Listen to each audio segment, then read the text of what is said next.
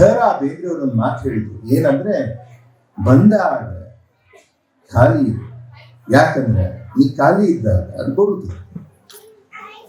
ನಾನು ಸ್ವಲ್ಪ ಅದನ್ನ ಬದಲಾವಣೆ, ಹೊಸ ಜಗತ್ತಿಗೆ ಅನುಗುಣವಾಗಿ ಸ್ವಲ್ಪ ಬದಲಾವಣೆ ಮಾಡ್ಕೊಂಡು, ಏನು ಅಂದ್ರೆ ಬಂದಾಗ ರೆಡಿ ಇರು, ಯಾಕಂದ್ರೆ ಈ ರೆಡಿ ಇದ್ದಾಗ ಅದು ಬರುತ್ತಿಲ್ಲ. ಏನ್ ಬಂದಾಗ?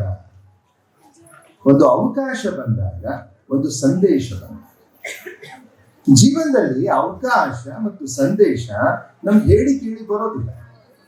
ಯಾರಿಂದ ಯಾವಾಗ ಯಾವ ರೂಪದಲ್ಲಿ ಸಂದೇಶ ಬರುತ್ತೆ ಗೊತ್ತಿಲ್ಲ. ನಾ ರೆಡಿ ಇದ್ದೇನಾ? ನಾ ಓಪನ್ ಇದ್ದೇನಾ? ಅದನ್ನ ಸ್ವೀಕರಿಸ್ಲಿಕ್ಕೆ ರೆಡಿ ಇದ್ದೇನಾ? ಅವತ್ತು ಅಲ್ಲಿ ಪ್ರೆಸೆಂಟ್ ಇದ್ದೇನಾ? ಆ ಒಂದು ಅರಿವು ಜಾಗೃತ ಮಾಡ್ಕೊಂಡು ಇಟ್ಕೊಂಡಿದ್ದೀನಾ?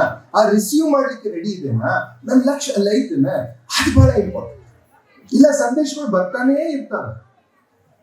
ನಾವು ಎಷ್ಟು ರೆಡಿ ಆಗ್ತೀವಲ್ಲ ಅಷ್ಟೊಂದು ಸಂದೇಶ ಕಳಿಸ್ತಾನೆ.